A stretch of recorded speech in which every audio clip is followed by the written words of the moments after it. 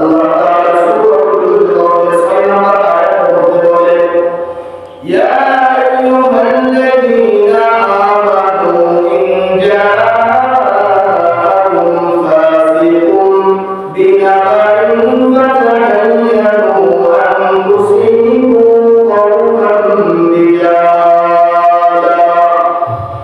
হে মুমিনরা, হে মুমিনরা, তোমরা শুনে রাখো, যখন তোমাদের কাছে কোনো ফাসিক ব্যক্তি, খারাপ ব্যক্তি, মন্দ ব্যক্তি, যার ব্যাপারে তোমাদের আস্থা নাই, যার ব্যাপারে তোমাদের সত্য বলতে পারে এমন কোনো বিশ্বাস নাই, আস্থা নাই, এমন কোনো ব্যক্তি যখন তোমাদের কাছে কোনো সংবাদ নিয়ে আসে, ওই সংবাদটাকেই তোমরা বিশ্বাস করে মানুষের কাছে প্রচার করতে থাকো। কারণ ওই সংবাদটা যদি মিথ্যা হয় আর এটাকে যাচাই বাছাই না করে তুমি মানুষের মাঝে প্রচার করে দাও, মানুষের মধ্যে ছড়াই দাও, তাহলে তোমার এই মিথ্যা বলার কারণে তুমি অন্য এক জাতিকে কষ্ট দিবে। কারণ যে বান্দার ব্যাপারে মিথ্যা অনুমান দেওয়া হচ্ছে, হয়তো ওই বান্দা এই কাজের ব্যাপারে জানে না, কিন্তু তুমি প্রচার করার কারণে সমাজে তার মান ভঙ্গ হয়, সমাজের মানুষ তার প্রতি খারাপ ধারণা করে, সমাজের মানুষ তাকে নিয়ে আর চোখে দেখে। এটা শুধুমাত্র ওই একটা ভুল করার কারণে যে আমি সংবাদটা যাচাই বাছাই না করে আমি মানুষের মাঝে প্রচার করে দিলাম। এই কারণে বিশ্বনবী সাল্লাল্লাহু আলাইহি ওয়াসাল্লাম বলেন, কাফা বিল মারই কাযিবান আন ইউহাদ্দিসা বিকুল্লি মা সামিআ। একজন মানুষ মিথ্যাবাদী হওয়ার জন্য এতটুকুই যথেষ্ট, এতটুকুই কাজ তার থেকে যথেষ্ট যে ওই বান্দা যা শোনে তাই শুধু বলে দেয়, কোনো যাচাই বাছাই তার ওই বান্দা হয় না। মানুষের আরেকটা হলো বেশিগুলা সংগঠিত হওয়ার আরেকটা মাধ্যম হলো মানুষের মুখ। মুখের মাধ্যমে মানুষ অনেক বেশি গুনাহ করে। এমনকি বিশ্বনবী সাল্লাল্লাহু আলাইহি ওয়াসাল্লাম বলেন, হাল ইয়াকুবু الناس على وجوههم أو قال على مناخرهم إلا أصابع ألسنتهم। যে কিয়ামতের দিন মানুষকে উপর করে জাহান্নামে নিক্ষেপ করবে একমাত্র মানুষের এই মুখের দ্বারা, মুখের দোষ।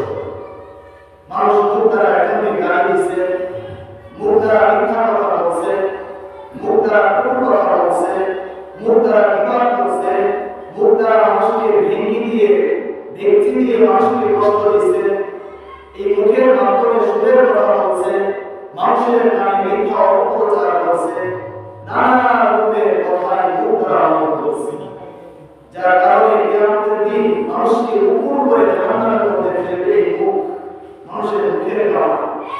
বুখারী শরীফের অন্য হাদিসের মধ্যে এই কারণে বিশ্বনবী সাল্লাল্লাহু আলাইহি ওয়াসাল্লাম বলেন, قال رسول الله صلى الله تعالى عليه وسلم من يظلم بما بين لحييه وما بين فخذيه أضله الجنة।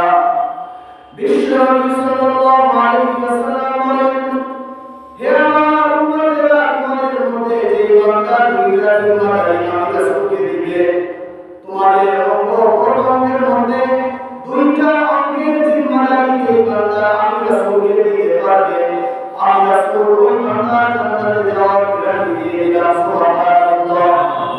তার মধ্যে একটা হলো মা বাইনা লাহইহি, একজন মানুষের জলের মাঝে যেটা আছে, অর্থাৎ মানুষের মুখ, জিহ্বা।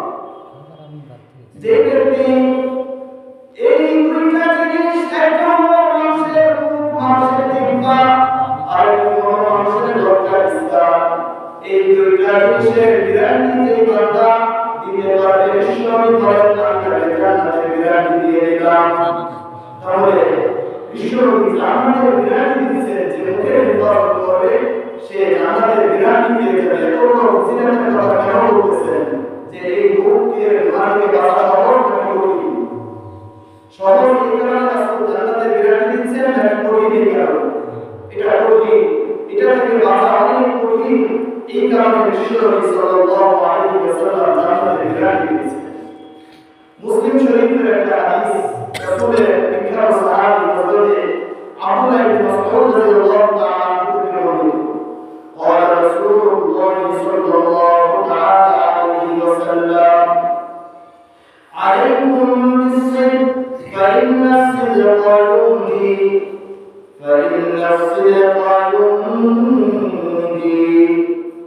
রাসূল করিম সাল্লাল্লাহু আলাইহি ওয়াসাল্লাম বলেন তোমরা সত্যকে আঁকড়ে ধরো নিজেদের জীবনে সত্যর প্রতিফলন ঘটাও তুমি ব্যবসা করো সেখানে সত্য বলো তুমি একজন ইমাম তোমার ইমামে বসে তুমি সত্য কথা বলো তুমি একজন সমাজের নেতা তোমার রাজত্বের মধ্যে তুমি সত্য কথা বলো দুনিয়ার প্রতিটা জায়গায় তুমি সত্য প্রতিষ্ঠা করো সত্য বলার চেষ্টা করো فإن الصدق يهدي إلى البر কারণ সত্য বলা মানুষকে কল্যাণের দিকে নিয়ে যায় মানুষকে হাজারো সৎ কাজের পথ দেখায় وإن البر يهدي إلى الجنة আর যে বান্দা সত্য বলে সত্য বলার কারণে ওই বান্দা হাজারো কল্যাণ কাজ করার সুযোগ পায় আর যখন ওই বান্দা কল্যাণ কাজ করতে থাকে ওই কল্যাণ কাজ আস্তে আস্তে তাকে জান্নাতের দিকে নিয়ে যায়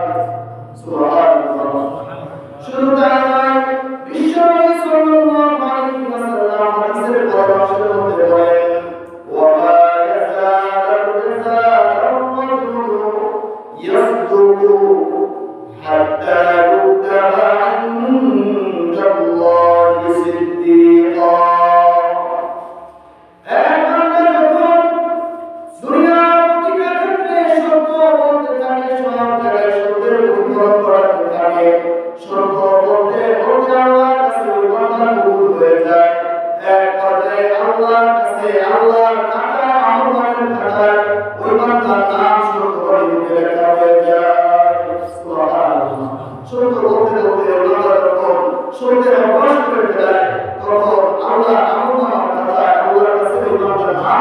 সত্যবাদীদের তালিকায় লেখা হয়ে যায় এখন বলেন আমরা সত্যবাদীদের তালিকায় যেতে চাই না যেতে চাই না আমরা সত্যবাদীদের তালিকায় যেতে চাই হাদিসের পরামর্শের মধ্যে রাসূল বলেন ওয়া ইয়াকুম ওয়াল-কাযিব তোমরা সত্য যেরকম বারবার সত্য বলার অভ্যাস করবা সেরকম তোমরা মিথ্যা থেকে দূরে থাকার চেষ্টা করো ফাইন্নাল কাযিবা ইয়াহদি ইলাল ফুজুর কারণ যখন বান্দা মিথ্যা বলা শুরু করে যখন নিজের জীবনে মিথ্যা নিয়ে আসে ওই মিথ্যাকে টানতে টানতে আস্তে আস্তে তার আমলনামা পাপ শুরু করতে থাকে সাপোজ করে একজন মানুষ একটা মিথ্যা কথা বললো যে আমি তোমার নামে অপবাদ দিয়ে বা একজন মানুষের নামে আপনি মিথ্যা একটা অপবাদ দিলেন এরপরে ওই বান্দা যখন এসে আমাকে জিজ্ঞাসা করে যে ভাই তুমি কি আমার নামে এটা বলছো কিনা না আমি বলি না এটা আরেকটা বলছে মিথ্যা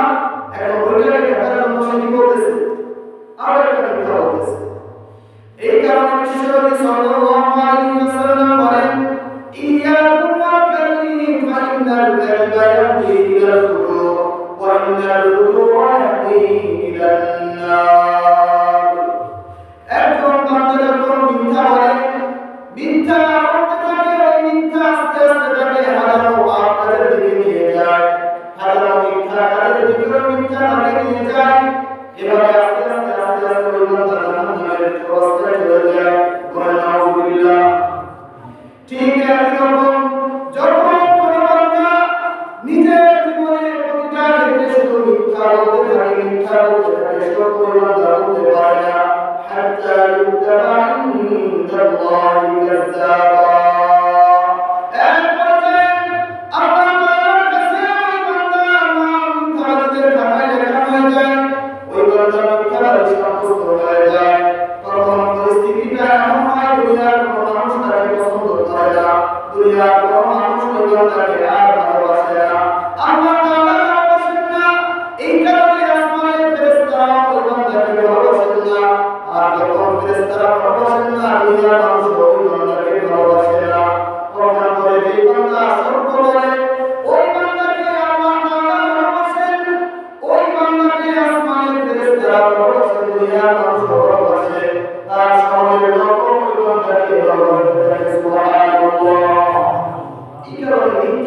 খুব কঠিন জিনিস।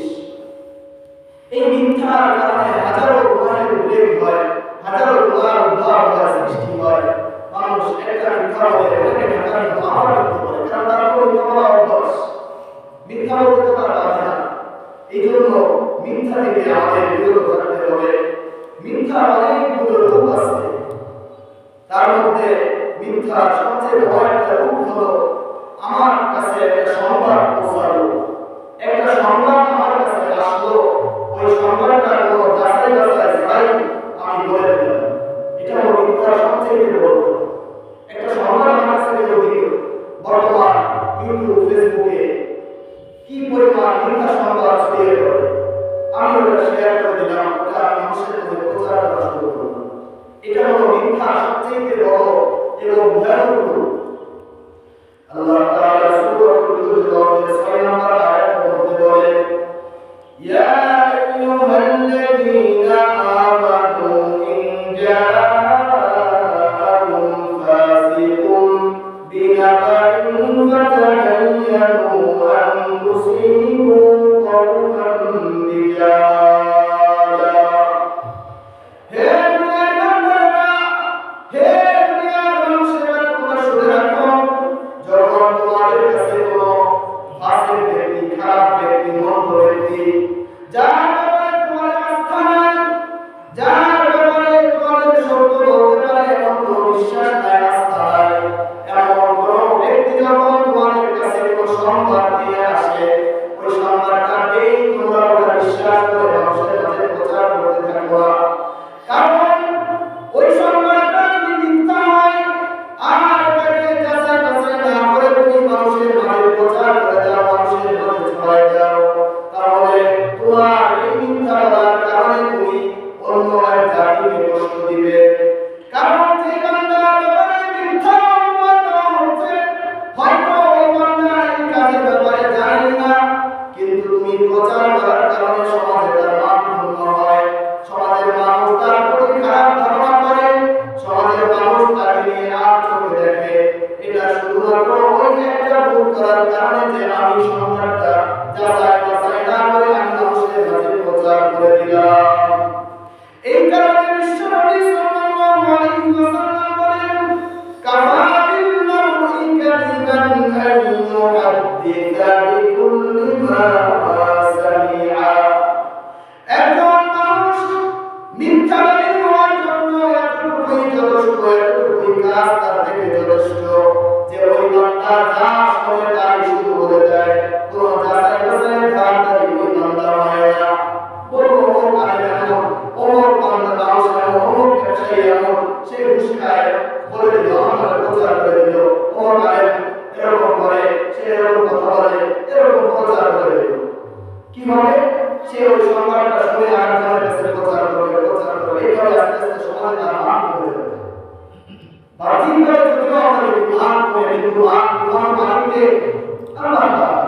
কিন্তু সে যে কাজটা করলো, এই কাজটা করার কারণে তার একটা গুনাহ হওয়ার একটা গুনাহ হয়ে গেল। এটা হলো দুনিয়ার কোনো বিষয়ে, দুনিয়ার কোনো ক্ষেত্রে মিথ্যা বলে, যেমন আপনার নামে আমি মিথ্যা বলেছি। কিন্তু এই মিথ্যাটা যদি দুনিয়ার ব্যাপারে না হয়, যদি আল্লাহ এবং রাসূলের ব্যাপারে হয়, তাহলে এটা কত ভয়ানক হবে বলেন। আল্লাহ তাআলা সূরাতুল জুমারের 60 নম্বর আয়াতের মধ্যে বলেন, ওয়া ইয়াউমাল কিয়ামাতি তারাল্লাযীনা কাযাবু আলা আল্লাহি ওজুহুহুম মুসওয়াদ্দা আলাইসা ফী জাহান্নামা মাথওয়াল লিল মুতাকাব্বিরিন। আল্লাহ তাআলা বলেন, দুনিয়ায় থাকতে যে সমস্ত বান্দারা আল্লাহর নামে অপমান করত, আল্লাহর নামে মিথ্যা প্রচার করত, আল্লাহর নামে মিথ্যা কথা বলত, কোরআন হাদিসের কোনো জ্ঞান তার নাই, তারপরও কোরআন হাদিসের কথা বলে যায় বুখারী শরীফের মধ্যে আছে, বাস্তবে হাদিসটা বুখারীতে নাই। কোরআনের বিভিন্ন ভুল তাফসীর করে, ভুল ব্যাখ্যা করে, কোরআনের ব্যাপারে বিভিন্ন উল্টাপাল্টা কথা বলে। নিজের সমাজের নেতা সাজছে, নেতা যদি নিজের কোরআনের কথা না বলে সমাজের মানুষ তাকে ভোট দিবে না।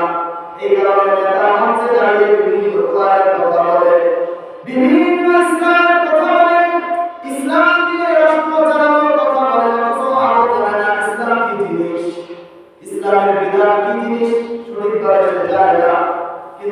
মানুষের সামনে এইভাবে আল্লাহর নামে বিভিন্ন প্রচার করে।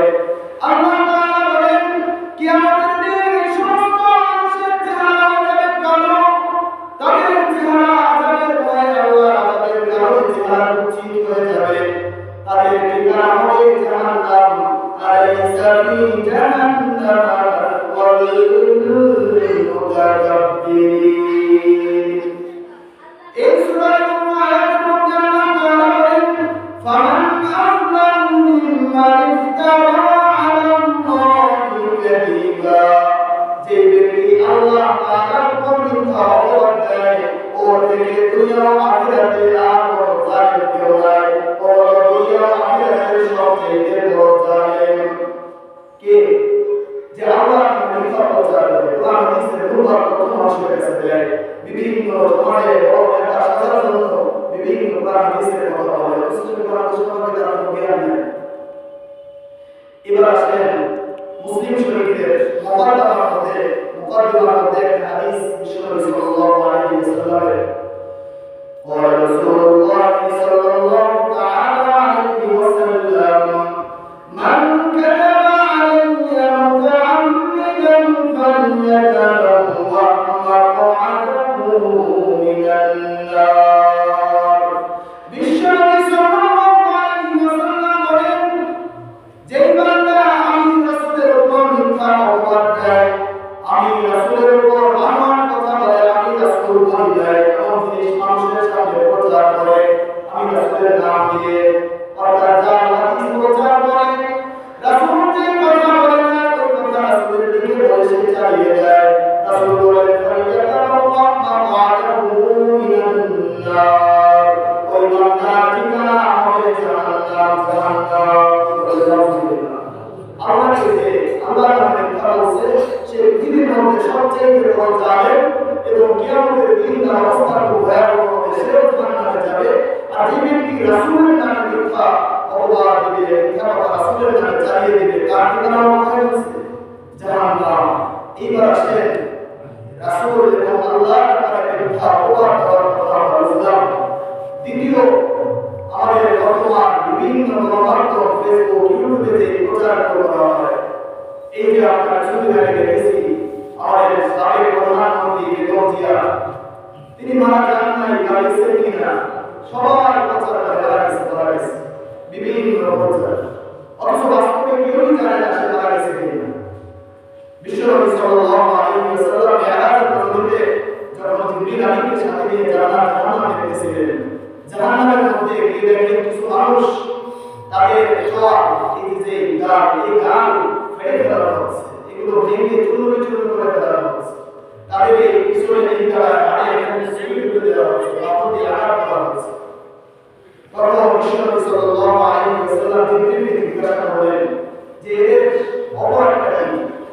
তখন জিবরিল বলেন আম্মাল্লাযী রাআইতাহু ইউশাক্কু শিরকুহু ফাকাদ্দাবুন, হে নবী আপনি যাদেরকে দেখতেছেন যাদের চোখ এটা চূর্ণ করে দেওয়া হচ্ছে, আঘাত করা হচ্ছে, তারা হলো দুনিয়ায় ওই সমস্ত ব্যক্তি যারা মিথ্যা বলে হাদিস বলে গালিবা ফাতাকালু আনহু ইলাল আফাক, তারা হলো দুনিয়ার সমস্ত মানুষ যারা দুনিয়াতে মিথ্যা প্রচার করত, মিথ্যা বলতো, তাদের ওই মিথ্যা মানুষ তাদের থেকে নিয়ে আবার ছড়িয়ে দিত, ভাইরাল করে দিত।